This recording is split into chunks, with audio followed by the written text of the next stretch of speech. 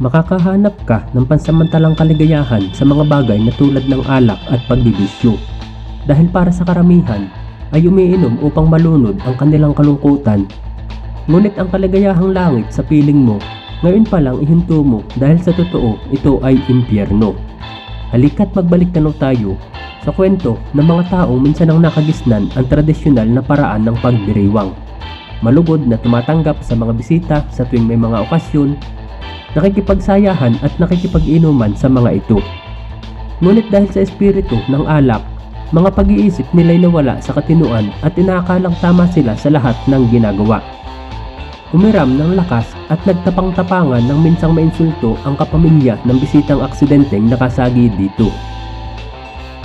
Ang kwento ng malagim na kapalarang sinapit ng bisita sa kasalan. Kinatay at pinulutan pa sa inuman. Ang kanibalismo sa Palawan. Pero kung bago ka pa lang sa ating channel, pakipindot na din po ng like, subscribe at bell notification button para palagi kang updated kapag may mga bago tayong kwentong kagaya nito. Maraming mga lugar sa Palawan ang unti-unti nang nakikilala dahil sa kagandahan ng likas na yamang tinataglay ng probinsyang ito. Minsan na silang hinangaan ng mundo sa kanilang mga natatanging dalampasigan na patuloy na dinarayo ng mga turista. Ngunit sa likod ng mga positibong pagkilala ay meron pa ring mga natatagong kwento sa madidilim na bahagi ng mga kagubatan nito. Ang taon ay 2004 sa baryo Aramaywan, bayan ng Nara sa Palawan. Gabi ng ika-16 ng Hulyo noon, bispiras din ang kasalan para sa anak na babae sa pamilya ni Ginoong Eladio Baule na isang magsasaka.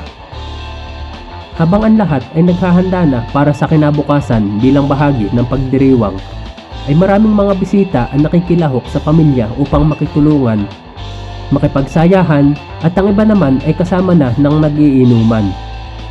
Habang ang lahat ay abala sa kanilang mga ginagawa, minsan sa isang bahagi ng kasiyahan ay aksidenteng napatid ng isang bisitang nakilalang si Benji Ganay na noong mga panahon na yun ay 25 anyos lamang na pinsanin pa rin ng pamilyang may pakasal. At sa kanyang pagkakapatid ay nawalan siya ng balanse dahilan para sadyain o aksidenteng mahawakan niya ang maselang bahagi ng katawan ng babaeng ikakasal habang siya ay nakikipagsayawan sa iba pang mga bisita. Dahil sa pagkagulat at marahil ay sa napahiya ang tao, ay nagalit ito at nagsumbong sa kanyang tatay na si Mang Eladio na noong mga sandaling yun naman ay kasalukuyang nakikipag-inuman na sa iba pang mga kasamahan. Nang makarating sa kanya ang pangyayari, ay ikinagalit niya iyon ng sobra-sobra dahil sa kabastusang ginawa sa kanyang anak na babae. Dahil dito ay tinawag pa niya ang dalawa pa sa kanyang mga anak na lalaki, isang kaibigan at isa pa ring pamangkin na pinsan pa rin ni Benji Ganay ang taong napatid. Pare-parehong galit ang naramdaman ng mga taong ito sa ginawa ng kanilang pinsan, kaya't siya'y isinakay nila sa tricycle at dinala sa liblib na bahagi ng kakahuyan kung saan walang maaaring makakita sa kanila. At doon nga sa pagkukubli ng kadiliman sa paligid ay naganap ang pangyayaring hindi aakalaing magagawa ng normal na mga tao, maliban na lang kung ang mga ito ay may karga sa utak. Pinagtulong-tulungan nilang saksakin si Benji Ganay hanggang sa ito'y malagutan ng hininga. Ngunit hindi pa doon natapos ang lahat. Piningas ni Tatay Eladio ang tenga ng biktima, pinutulan ng dila at kinuhanan ng bahagi ng laman sa may binti at pagkatapos ay kinain nila iyon. Ang kanyang pamangkin na kasama nila ay kinuhanan niya ng laman sa may bahagi ng braso at inutosang kainin din, pero hindi nito masikmura iyon, kaya't itinapon niya ang karne. Ngunit sa ikalawang pagkakataon ay tinutukan na siya ng patalim ni Mang Eladio at siya ay papatayin din kung hindi pa ito kakain sa ikalawang pagkakataon. Dahil sa sobrang takot ay napilitan na rin itong kainin ang karne ng kanyang pinsan. Kumuha pa sila ng marami pang karne sa katawan ng biktima at ito inilagay nila sa mga plastic bag, habang ang iba pang natira ay sinunog na lang nila sa pamamagitan ng kerosene at mga palapa ng niyog na halos mga buto na lang nito ang natira, at pagkatapos ay itinapon nila yun sa kanal sa pag-asang aanodin papalayo ng tubig kapag umulan ng malakas sa lugar. Samantalang sa kanilang pagbabalik sa pook ng kasalan ay walang kaalam-alam ang lahat sa nangyari at sila ay nagpapatuloy sa pagdiriwang na nagaganap habang wala ring pumapansin sa mga karneng dinala nila pa uwi. Pagdating doon ay niluto nila ng maayos ang mga karneng daladala nila. Nilagyan nila iyon ng mga rikado at pampalasa at ilang sandali pa ay boom! May pampulutan na silang lahat. Inihain nga nila ang bagong lutong karne sa mga nagiinuman at sila'y sarap na sarap at walang kaalam-alam na ito pala ay isa na sa mga bisita ring kagaya nila. Pagkatapos ng okasyon na yun at ng pangyayari sa kakahuyan ay hindi na patulogin ng konsensya ang pamangkin ni Tatay Eladio na pinilit niyang kumain ng laman ni Benji Ganay. Ilang araw pa ang lumipas sa ganong kondisyon at nang di na makayanan pa ng taong ito ang hirap ng kalooban ay nagpasya na siyang magsumbong sa kapulisan para sa kanilang krimen na nagawa. Ang taong ito bagamat nakulong din ay ginawa namang star witness na siyang nagturo sa kinaroroonan ng mga labi na natira. Nagkalat na ang mga yun, ngunit na-recover pa rin nila ang mga buto mula sa ulo at katawan. Pagkalipas ng ilang araw na paghahanap ay talagang ikinagulat pati ng kapulisan dahil unang beses pa lang nilang maka-encounter ng ganong pangyayari. Sa tulong din ng witness na ito na umamin sa kanyang partisipasyon sa krimen, pati ang kanyang pagkain sa biktima dahil sa banta sa kanyang buhay.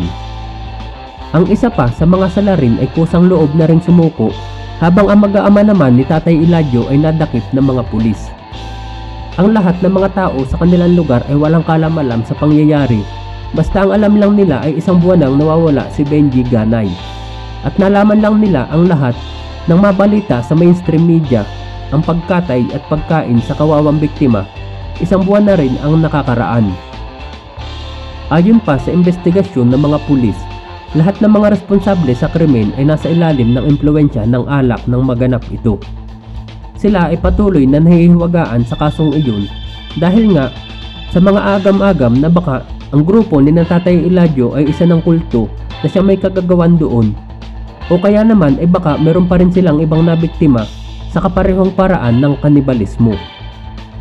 Dahil din sa mainstream media ang nagbalita dito, ay nakaabot na rin ito sa kamalayan hanggang sa mga pahayagang internasyonal kung saan nalathala din ang pangyayaring iyon sa Palawan.